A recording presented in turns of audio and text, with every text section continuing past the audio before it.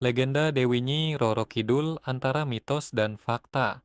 Halo Sobat Cerita, selamat datang kembali di channel Yayat H Bercerita.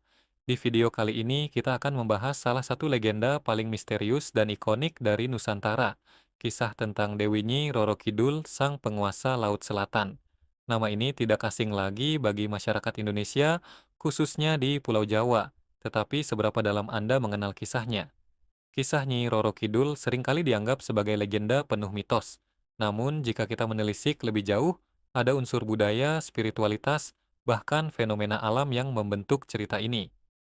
Mari kita kupas tuntas, mulai dari akar sejarahnya hingga fakta-fakta menarik di balik mitos ini. Bersiaplah untuk sebuah perjalanan penuh makna dan misteri. Asal-usul legenda Nyi Roro Kidul, sejarah atau mitos. Legenda Nyi Roro Kidul dimulai dengan berbagai versi. Salah satu yang paling terkenal adalah tentang seorang putri bernama Kadita dari Kerajaan Pajajaran. Kadita menurut cerita adalah sosok yang dikutuk oleh ibu tirinya akibat iri hati pada kecantikan sang putri. Kutukan tersebut membuat tubuh Kadita dipenuhi borok dan luka. Tidak tahan dengan penderitaan, Kadita pergi mengembara hingga mencapai pesisir selatan Pulau Jawa. Di sana ia menceburkan diri ke laut dan memohon kepada para dewa untuk mengakhiri penderitaannya. Ajaibnya, laut menyembuhkan luka-luka Kadita, dan ia berubah menjadi wanita abadi yang cantik. Dari situlah ia dikenal sebagai Nyi Roro Kidul, penguasa Laut Selatan. Namun, sobat cerita, tidak semua orang sepakat dengan versi ini.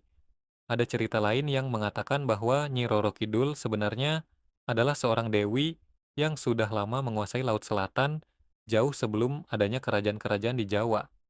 Beberapa peneliti budaya percaya bahwa legenda ini berkembang sebagai cara masyarakat untuk menjelaskan fenomena alam yang menakutkan di Laut Selatan, ombak besar, arus kuat, dan kecelakaan yang sering terjadi. Tetapi, apakah semua ini hanya sekadar simbolisme? Peran Nyi Roro Kidul dalam tradisi keraton Jawa Sobat, kisah Nyi Roro Kidul bukan hanya tentang mitos rakyat biasa. Di Keraton Yogyakarta dan Surakarta, Nyi Roro Kidul memiliki tempat khusus dalam tradisi spiritual dan budaya. Para raja Jawa percaya bahwa mereka memiliki hubungan spiritual dengan Nyi Roro Kidul. Bahkan ada keyakinan bahwa Sang Dewi Laut Selatan adalah istri gaib dari para raja yang berkuasa. Salah satu tradisi yang paling terkenal adalah upacara labuhan. Setiap tahun, keraton mengirimkan sesajen berupa kain batik, bunga, makanan, dan benda-benda lainnya untuk dilarung ke Laut Selatan. Ritual ini dimaksudkan untuk meminta perlindungan dan kesejahteraan dari Nyi Roro Kidul. Ritual ini juga menunjukkan betapa kuatnya pengaruh legenda ini terhadap budaya Jawa.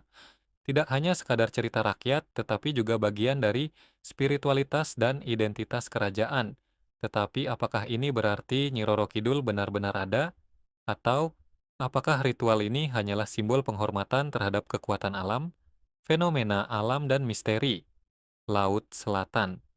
Laut Selatan terkenal dengan ombaknya yang besar dan ganas. Bahkan hingga hari ini, wilayah pesisir seperti Pelabuhan Ratu dan Parangtritis seringkali menjadi tempat kecelakaan tragis akibat arus bawah laut yang kuat. Banyak masyarakat percaya bahwa fenomena ini adalah bagian dari kekuatan Nyi Roro Kidul. Namun, para ilmuwan menjelaskan fenomena ini secara logis. Laut Selatan adalah bagian dari Samudra Hindia yang terkenal dengan arus kuat dan gelombang tinggi. Aktivitas tektonik di dasar laut juga membuat wilayah ini rentan terhadap gempa dan tsunami. Meskipun demikian, cerita mistis tetap hidup. Banyak nelayan yang mengaku melihat penampakan sosok wanita berpakaian hijau di laut. Ada juga wisatawan yang mengaku mendengar suara misterius atau mengalami kejadian aneh di pantai selatan. Mitos tentang larangan memakai pakaian hijau di pantai selatan juga menarik. Konon, warna hijau adalah warna favorit Nyi Roro Kidul, dan memakai warna ini dapat membuat seseorang ditarik ke laut. Secara ilmiah, warna hijau memang menyamarkan seseorang di dalam air, sehingga sulit ditemukan jika terseret ombak. Kisah mistis di sekitar Laut Selatan. Kisah Nyi Roro Kidul tidak hanya hidup dalam tradisi keraton, tetapi juga dalam cerita mistis masyarakat. Misalnya di Pelabuhan Ratu terdapat sebuah kamar khusus di Hotel Samudra Beach yang didedikasikan untuk Nyi Roro Kidul. Kamar ini dihiasi dengan warna hijau dan emas, lengkap dengan sesajen dan lukisan sosok sang dewi.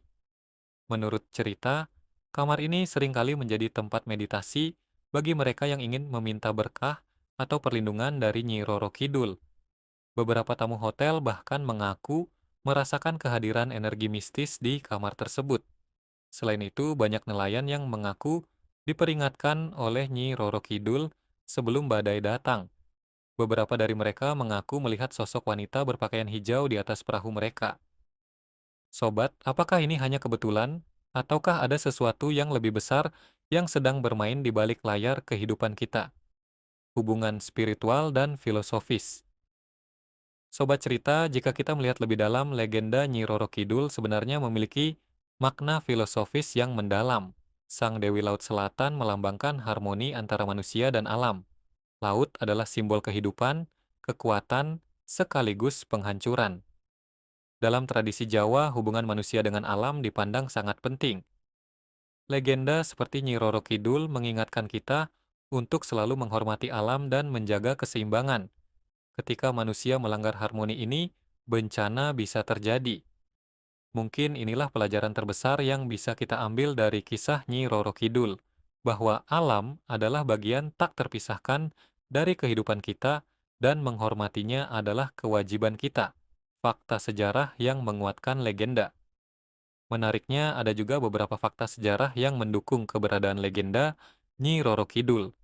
Dalam naskah-naskah kuno seperti Babat Tanah Jawi, ada kisah tentang hubungan spiritual antara Raja Panembahan Senopati, pendiri Kesultanan Mataram, dengan Nyi Roro Kidul.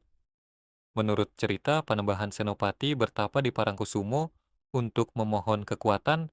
Di sana ia bertemu dengan Nyi Roro Kidul yang berjanji untuk melindungi kerajaannya. Hubungan spiritual ini terus berlanjut hingga Raja-Raja Mataram berikutnya.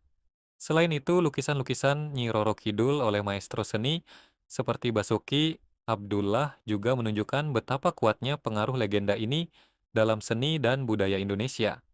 Kesimpulan, antara mitos, fakta, dan pelajaran. Sobat cerita, legenda Nyi Roro Kidul adalah salah satu kisah yang paling kompleks dalam budaya kita. Di satu sisi, ia adalah mitos penuh misteri. Di sisi lain, ia adalah simbol spiritual dan filosofi hidup. Jadi, apa pendapat Anda? Apakah Nyi Roro Kidul benar-benar ada? Ataukah ini hanya simbol dari kekuatan alam yang kita hormati? Bagikan pendapat Anda di kolom komentar. Terima kasih telah menyaksikan video ini hingga akhir. Jangan lupa untuk like, share, dan subscribe channel Yayat H Bercerita. Sampai jumpa di video berikutnya dengan kisah-kisah menarik lainnya.